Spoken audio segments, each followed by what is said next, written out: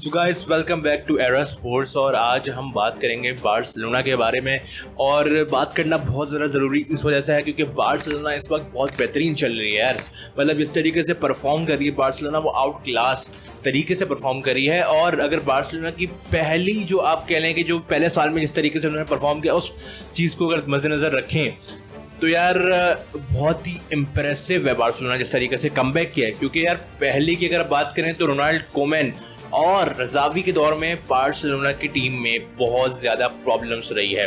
हाँ, बार्सिलोना ने अच्छी चीज़ें भी अचीव की हैं उस दौर में, जैसे कि ला लीगा टाइटल भी अचीव किया है। बट ओवरऑल अगर देखा जाए जिस तरीके की लेगेसी है बार्सिलोना की, जिस तरीके की उनके फैंस की उनसे एक्सपेक्टेशन है, उतनी बड़ी जितना बड़ा वो क्लब है, जितना ज़्यादा उसकी फ़ैन फॉलोइंग है, उस हिसाब से आई डोंट थिंक सो कि वो उस मयार पे उतरे। उनसे जो फैंस की एक्सपेक्टेशन थी उस पर शायद वो पूरा नहीं उतर पाए। अच्छा, दोनों रोनाल्ड कोमन और ज़ावी का जो दौर था एज ए मैनेजर, उसमें कुछ प्रॉब्लम्स रही और कुछ कह लें कि कुछ सिमिलर प्रॉब्लम्स थी और कुछ जो है वो थोड़ी सी डिफरेंट प्रॉब्लम्स थी। चलें भाई एक एक करके जायजा ले लेते हैं कि रोनाल्ड कोमन के दौर में क्या प्रॉब्लम्स बार्सिलोना को फेस करनी पड़ी। तो रोनाल्ड कोमन के दौर में बार्सिलोना को 4 प्रॉब्लम्स फेस करनी पड़ी थी जिसकी वजह से बार्सिलोना एक स्ट्रॉन्ग टीम नहीं बन पाई। सबसे पहला कि एक बुरा स्टार्ट मिल रहा था सीजन का। अब जाहिर सी बात है एक टीम के लिए ये बहुत ज्यादा इंपॉर्टेंट चीज होती है कि आपका जो सीजन का स्टार्ट हो वो अच्छा हो, ताकि आपका मोमेंटम बिल्ड हो, उसके बाद फिर आपको कॉन्फिडेंस मिले, आपको मोमेंटम मिले और उसके बाद जाके आप ट्रॉफीज भी जीत पाए। लेकिन अगर आपका बुरा स्टार्ट होगा सीजन का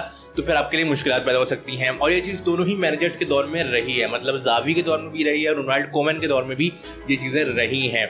अच्छा, अब आगे चलते हैं भाई। और क्या प्रॉब्लम थी? देखिए, क्लियर जो है ना प्लेइंग स्टाइल नहीं था। मतलब समझ नहीं आ रहा था कि भाई बार्सिलोना किस स्टाइल में खेलना चाह रही है। या तो पोजीशन प्ले कर रही है, या तो काउंटर अटैक प्ले कर रही है, या डिफेंसिव खेल रही है। भाई मुख्तलिफ स्टाइल के गेम होते हैं। बार्सिलोना का जो ट्रेडिशनल प्लेइंग स्टाइल है वो टिकी टाका है। अब जो प्लेयर्स थे उस जमाने में, रोनाल्ड कोमन के ज़माने में, वो जो प्लेयर्स अगर हम जायजा लें तो उनमें मेसी वगैरह जैसे प्लेयर थे, बुस्केट्स थे, और भी बहुत सारे प्लेयर्स थे जो कि आप कह लें कि पहले के टिकी टाका बार्सिलोना के टिकी टाका दौर के प्लेयर थे।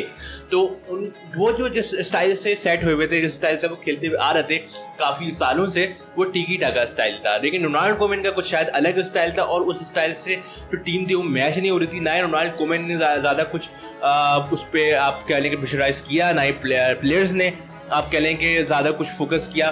तो कोई स्टाइल नहीं बन पा रहा था। टिकी टाका स्टाइल भी सही से नहीं बन पाया क्योंकि मैनेजर की वो आपके लिए इन्वॉल्वमेंट नहीं थी और वो आपके लिए पसंद नहीं थी टिकी टाका स्टाइल। और रोनाल्ड कोमन का अपना जो स्टाइल होगा वो भी सही से आप कह लें कि वो नहीं डिस्प्ले पे आ सका।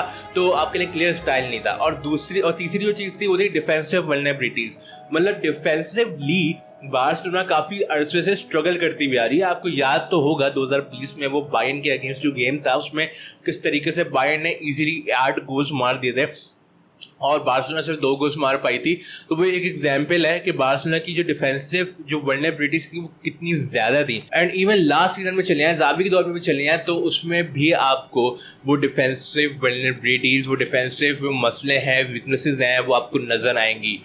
तो इस वजह से कोई ट्रॉफीज ज़्यादा नहीं जीत पाए। रोनाल्ड कोमन के दौर में तो कोई भी जीत नहीं पाया ट्रॉफी, और ज़ावी के दौर में भी सिर्फ आप कह लें कुछ ज़्यादा ट्रॉफीज नहीं जीत पाए। अच्छा, कुछ मसले तो सेम थे ज़ावी के दौर में भी, लेकिन कुछ मसले थे वो थोड़े डिफरेंट भी थे। जैसे कि champions league disappointment, champions league में ज़्यादा कुछ कर नहीं पाई बार्सिलोना ज़ावी के दौर में। मतलब आप कह लें कि 2021-22 सीजन में बार्सिलोना जो ग्रुप स्टेज से बाहर हो गई, उसके बाद फिर बार्सिलोना जो वो यूरोपा लीग में रेलीगेट हो गई। मतलब ऐसे काफ़ी ज़्यादा प्रॉब्लम्स बार्सिलोना को फेस करने पड़े थे। और उसके अलावा बार्सिलोना जो डिपेंड करी थी वो करी थी इंडिविजुअल ब्रिलियंस पे। मतलब बार्सिलोना की टीम में ना एज अ टीम वो बात नजर नहीं आ रही थी। मतलब ऐसा लग रहा था कि बार्सिलोना शायद डिपेंड कर रही है इंडिविजुअल प्लेयर्स पे, इंडिविजुअल परफॉर्मेंसेस पे, लाइक लेवेंडोव्स्की या पेड्री या इन सब की कोई आप कह लें कि आउट ऑफ द बॉक्स या एक्स्ट्रा ऑर्डिनरी कोई परफॉर्मेंस हो जिसकी वजह से आप जीत जाओ तो जीत जाओ, वरना नहीं जीतते थे। तो इसकी वजह से आप कह लें कि इनकंसिस्टेंट रिजल्ट्स मिलते थे। कभी क्या होता था कि बार्सिलोना जीत गई, कभी बार्सिलोना हार गई, कभी सोचा था कि स्ट्रॉन्ग ओपोनेंट से जीत गई, कभी वीक ओपोनेंट से ही हार गई। तो मतलब कुछ आप कह लेंगे कंसिस्टेंसी नहीं नजर आ रही थी। और एज अ टीम अगर आप देखें, बड़ी टीम जब बनती है, जब कंसिस्टेंसी दिखती है, क्लियर स्टाइल ऑफ प्ले दिखता है। अब इस सीजन रियल मैड्रिड के साथ भी कुछ ऐसा आप कह लें कि ऊट पटांग नजर आ रहा है कि भाई रियल मैड्रिड का भी कोई क्लियर स्टाइल ऑफ प्ले उस तरीके से नज़र नहीं आ रहा, और आप कह लें कि इंडिविजुअल ब्रिलियंस पे वो रिलाई कर रहे हैं, कुछ आप कह लें कि सिस्टम नज़र नहीं आ रहा उनकी जो है ना वो टीम में ऑर्गेनाइज नहीं आप कह लें। तो इसी तरीके से बार्सिलोना ने उस टाइम ये सफ़र किया, लेकिन अब आप कह लें कि जब हांसी फ्लिक जब आए हैं तो उसके बाद बार्सिलोना शायद कुछ ही और ही दिख रही है आप कह लें, क्योंकि बार्सिलोना ने इस सीज़न भाई तबाही मचा दी है। बार्सिलोना के अगर आप देखें जो वीकनेसेस पहले रही थी वो सारी सॉल्व हो चुकी हैं। डिफेंसिवली बार्सिलोना ने काफ़ी ज़्यादा अच्छा आप कह लें कमबैक किया है, काफ़ी स्ट्रॉन्ग दिख रही है। उसके अलावा क्लियर स्टाइल ऑफ प्ले भी दिख रहा है, जो हांसी फ्लिक ने जो अपना स्टाइल है वो इम्प्लीमेंट करवाया, और कुछ चीज़ें ऐसी थी जो कि छिड़ी नहीं, लाइक यूथ डेवलपमेंट। लाइक आपको पता है कि बार्सिलोना में जो ला मासिया है, आपको पता है कि भाई बार्सिलोना जो है अपने एकेडमी के जो प्लेयर्स हैं उनको लेकर आते हैं अपनी टीम में, उनको ग्रूम करते हैं, अपने साथ रखते हैं, जो कि एक बड़ी बात है जो बाकी टीम्स हैं वो ये नहीं करती। बार्सिलोना के अंदर ये बात है और वो हमेशा इस ट्रेडिशन को लेके चलती हैं। तो अब जब हांसी फ्लिक आए, आप कह लें कि एक नया मैनेजर आया है, तो नया मैनेजर के अंदर एक बात होती है कि भाई वो चाहता है कि हर चीज़ उसके हिसाब से हो, वो हर चीज़ जीरो से स्टार्ट करता है, बट हांसी फ्लिक ने ऐसा नहीं किया। तो ये एक बहुत बड़ी बात है बार्सी फ्लिक की। बार्सी फ्लिक ने और भी प्लेयर्स को मौका दिया अपनी एकेडमी से ला मासिया की। तो इसके अलावा बार्सिलोना के गेम में हांसी फ्लिक ने और भी कुछ अचीवमेंट्स कराई हैं, इनके बारे में ज़रा बात करते हैं भाई। अगर टेक्टिकल जो इम्प्रूवमेंट्स हैं उनकी बात की जाए तो वो आप कह लें कि हाई इंटेंसिटी प्रेसिंग को लेकर आए हैं। अब हाई इंटेंसिटी प्रेसिंग का मतलब है कि आप अगर आप पोजीशन लूज कर चुके हैं और सामने वाली टीम के प्लेयर के पास पोजीशन है तो उस प्लेयर पे आप जो है वो सीधा दौड़ पड़े, मतलब कह लें कि आप उस पे जो है वो पीछे पड़ जाए उस प्लेयर के, जब तक कि वो बॉल आपको ना दे दे। तो इस तरीके से आप प्रेशर पुट करते हो सामने वाली टीम पे, सामने वाली टीम के प्लेयर्स पे।